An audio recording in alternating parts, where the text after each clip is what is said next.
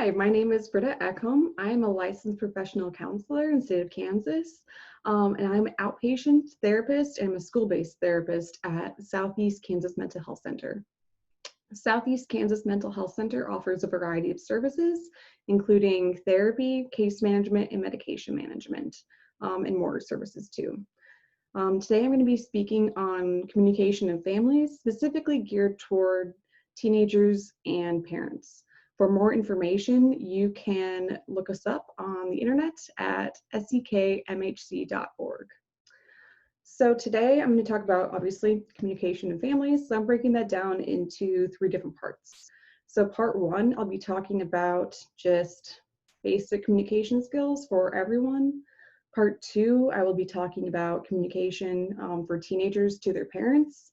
And part 3, I'll be talking about communication with parents to their teenagers. So that is my overview. So let's get started on basic communication skills.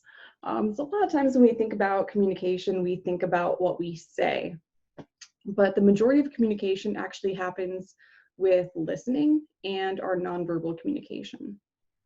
So I really want to start with active listening skills. What does that look like? What do we do? So with active listening, we want to really pay attention to what that person is saying. We want to be interested in what they're saying. So that means we're not talking, we're not interrupting them. And it also means that, we're reflecting what they're saying. So, if they said, I feel sad today, I'm like, I'm here that, you're having a tough time, things like that. And also you want to, fact check. A lot of times when we are communicating, we're kind of interpreting, what they're saying into our own frame of mind, what we're thinking that we're hearing them say, and that can cause some miscommunication too. So what we want to do is really make sure that what we think they're saying is what they're actually trying to communicate to us.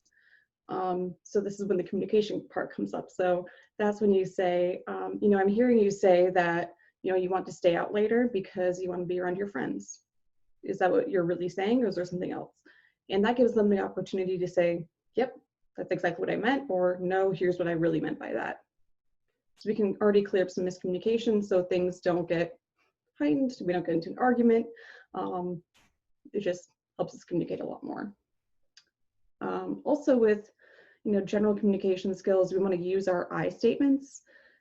And I statements are, saying we're owning our feelings. We're not blaming someone else for how we feel. We're not saying, you always make me so angry. You always make me feel worthless. We're saying, I feel angry and upset when you do whatever, action they did.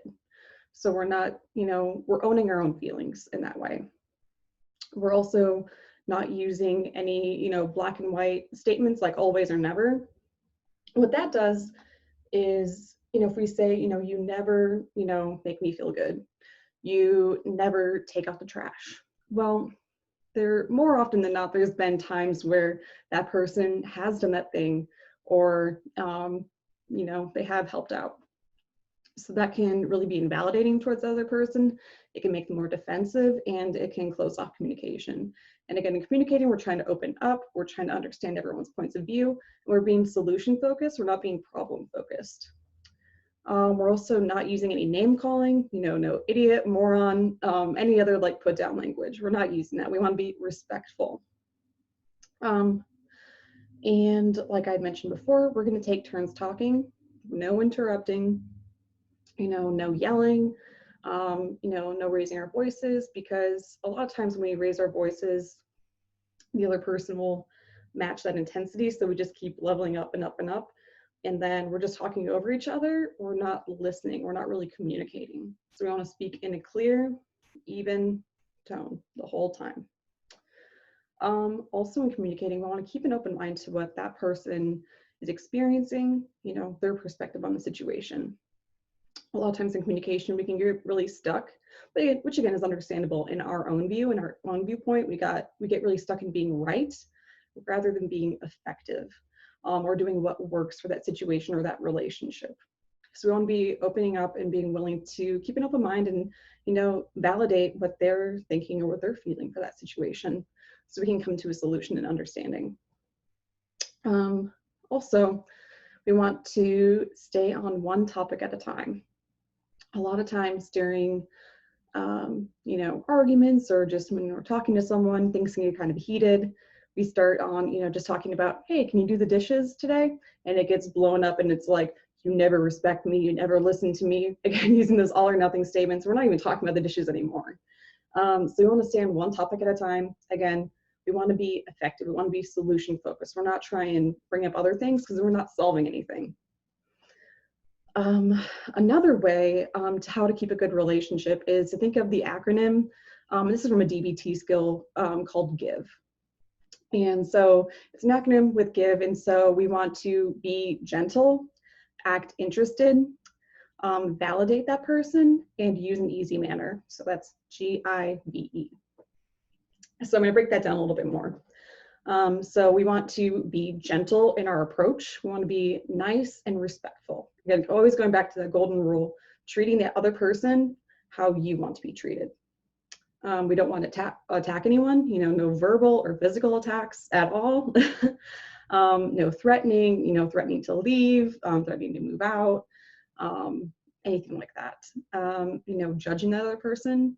We just want to notice what is happening. We're not labeling things as good or bad. We're just noticing what it is. Also, notice the tone of your voice. A lot of times in arguments, we can be, really aggressive or angry. So we want to just, have that easy, calm tone. Cool, calm, collected the entire time. So again, that's be gentle. That's that G of that GIVE acronym. And we also want to act interested. So listen to that other person. These are those basic listening skills I was talking about earlier. Don't interrupt. Be patient with that person. Make good eye contact. Make sure that you're tracking what they're saying. That shows interest. And don't make faces. Don't want to be like, scrunched up. Get that eyebrows going down. We don't want to be frowning. We just want to have, again, that cool, easy manner. Just show a calm, relaxed face. And we also want to validate, that's the next letter in the acronym GIVE, V, validate. So we want to show that you understand that person's feeling and the situation. So for example, you want to say, for validation, I hear what you're saying, that sounds really rough. Or I understand how you feel, even though that I feel differently. Again, we're validating their kernel of truth. Maybe we don't, aren't exactly on their side, or we don't think that they're necessarily right, but we can see where they're coming from. And that can really help out. And so that's G, gentle, I, interested, V, validate, and the last one, E, use an easy manner. So use humor when it's appropriate, smile, use non-threatening body language. Again, most of our communication is nonverbal. So we want to be, open. We want to be closed off like this. No eye rolling. Again, just have a good, easy manner. So that is our, basic communication skills. I also want to add a really good skill for, getting what you want in a relationship. That might be getting more support, asking for what you need, in a given situation. And so a good acronym for this is another DBT skill that's really helpful, which is called DEAR-MAN, which is another acronym. I love acronyms, they're so easy to remember. So it is spelled DEAR and then space MAN. So the DEAR part is what you do and what you say, and then the MAN is how you say it or what you say. So starting off again, this is how to get what you want. So you want to describe the situation. And when we're describing a situation, we're just sticking to the facts. We're not saying, that it's right or wrong. We're not saying how we feel about it. We're not expressing our opinions. We're just stating the facts. So for example, that would be, last night you said that you were going to be home at, 8 p.m. You didn't get home till 10 p.m. And in that situation, there's no opinions about it. That's just the facts. So that's D, describe. We want to go to next step would be E, express. This is when we express how we feel or our opinions about the situation using those I statements. And so, for example, you would be saying, you know, I felt really worried and I felt upset when you didn't come home when you said you would. You know, we're expressing our feelings. We're not blaming the other person. We're owning how we feel. So D, describe, E, express, and then A, which is assert. This is where you want to assert what you need from that person. What kind of support you need, what you need to do in the future to make sure the situation doesn't come up again. Or if it does, we know how to fix it. So for example, if we're sticking to that same example that I'd used before, you would say something like, in the future, if you're going to be late, it'd be really helpful for me if you texted me and said that you're going to be, a couple minutes or an hour late. That'd be really helpful. So you want to assert what you need. So D, express, D, describe, E, express, A, assert, and then we want to R, reinforce, so to say, what positive outcomes would happen if you got what you needed, or any possible negative consequences that would happen if you didn't get what you need. So for example, if you texted me and let me know if you're going to be late, I would be a lot easier to live with. And if you didn't do that, then we probably would get into some arguments. It probably wouldn't help our relationship. So it'd be really helpful if you, texted me, right? So that's the D, dear, of Dear Man. So that's what we say. So now how we do that. We want to, M, be mindful. We want to be aware of our emotions. If we are, becoming a little bit more upset, using our coping skills, taking deep breaths, regulating how we're feeling so that we can be effective in that situation when we're communicating what we need. And we also want to, again, stay on topic, not get, sidetracked by other things that also pop up, or if that person brings up, other instances of maybe when we weren't very helpful in the relationship, just really being that broken record and bringing it back to what we're talking about, saying, I want to get to that and I want to talk to that, but right now I think it's really helpful if we solve this first and just keep bringing it back. So that's M, be mindful. On an A, appear confident. So what that is you want to have a calm, clear voice. You want to maybe practice what you want to say to that person ahead of time. That way, when you're in the situation, you know what you're going to say. You're not making poor eye contact, looking down, looking like this. You're also not being too aggressive by, crossing your arms or raising your voice. Just again, really speaking in that clear, confident manner. So that's M, be mindful, A, appear confident, and then the last one is N, negotiate. We want to be willing to negotiate. We want to be willing to give to get in return.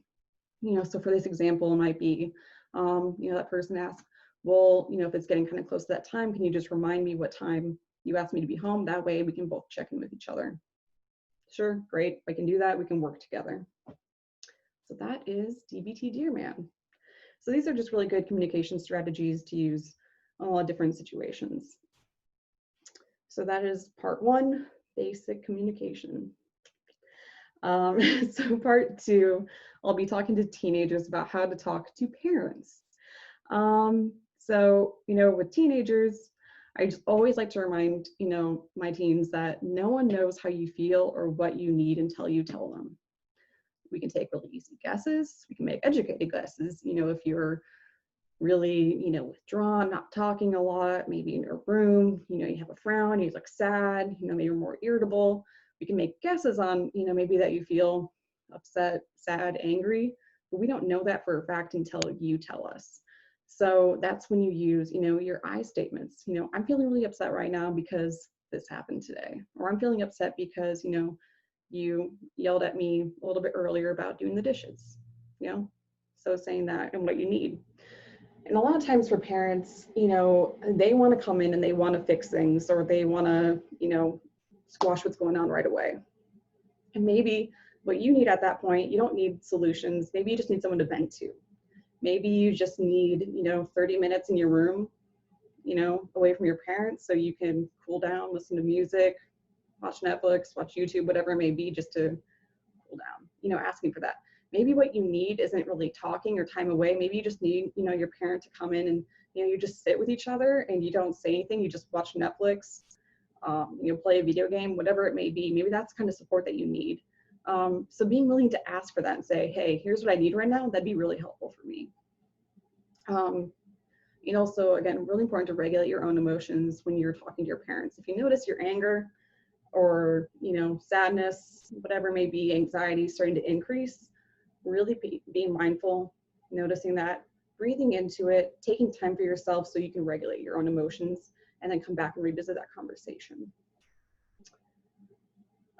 You know, and also when you're talking with your parents, it can also be helpful to come prepared with a solution. You know, maybe you have gotten to an argument about, you know, curfew, or if you can go to your friend's house. So being willing to come prepared with a solution, like, you know, I'll do this extra chore if you let me, you know, stay out, you know, 30 minutes later, I'll go to my friend's house. Offer different, you know, points of view. Again, no blaming, be really mindful, put yourself in your parents' shoes, understand, you know, maybe where they're coming from, so that can reduce some of your anger or some of your anxiety, and again, can help you come to a solution. Again, we want to be always solution focused, not problem focused. And understand that, you know, they also came from a different generation. You know, they probably did not have cell phones, smartphones with them all the time, where, you know, you do. And so maybe they're not very technology savvy, you know, where you'd really appreciate if they just texted you instead of called you, you know, telling them that, and also understanding that they come from a, you know, different generation. So there might be some generational gaps, and being willing to understand that, and again, come to a solution between those things. And again, always ask for what you need, always express how you feel. No blaming, using those I feel statements. So that is for teenagers. So now we're going into part 3, which is, you know, communicating from, you know, parents to teenagers. So first thing I always tell parents is put yourself in your teenager's shoes.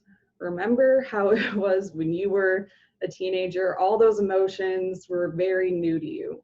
When you know, had a fight with your friend or your friend group, it felt like the end of the world. When you went through your first breakup, it felt completely devastating. So just really reminding and, you know, validating that this is probably some of the first times that your teenagers are having these, you know, really big emotions. So that can help you just understand where they're coming from a little bit more, and really validating that when you're speaking to them. You know, understand that teenagers, they really need, you know, they strive for independence. You know, while they're still kids, we want to keep them at home, we want to keep them safe, away from any trouble. That at that age, developmentally, they're seeking out that independence. And so understanding that sometimes you have to be able to, you know, give some, you know, trust and opportunities for independence in order to get more, you know, trust in return from them, which can build your relationship, can help with communication, all those good things. Also with teens, I always stress for parents to give praise when you notice them, you know, doing something good, and being really specific with it. You know, so saying, you know, thanks for taking out the trash today. That really helps me, you know, feel less stressed after I've been, you know, at work. So thank you for doing that. Being really specific with your praise, because that helps build that positive relationship that we have. And also with teenagers, noticing that, you know, they're in a very different generation. They're on their smartphones, they're on their tablets, you know, all day, even at school now, you know, so it's very different than, you know, when you grew up, maybe you didn't have that access. And so if you're, you know, talking about giving consequences to them and taking away their phone, that's their lifeline to their friends. That's their social media, that's their texting, that's their FaceTime, that's, you know, TikTok, YouTube, all these things that they use to connect with the outside world. And so understanding that, you know, if you're talking about taking away their phone or limiting phone use, that can feel like a huge blow to them. You know, so maybe being willing to negotiate some other ways, how to limit maybe phone time, you know, if they've, you know, made a mistake and you want to give a consequence. So, you know, really, you know, don't assume that teenage life is the exact same way that it was when you were growing up. Noticing the different cultural and generational changes that have happened. And so for this, that can be, you know, when you need to communicate with your teenager, where maybe, you know, your natural instinct is, I'm going to call them up, I'm going to talk to them about, you know, you need to be home soon, or hey, we have an appointment for the dentist in you know, a couple of weeks, so just put that on your radar.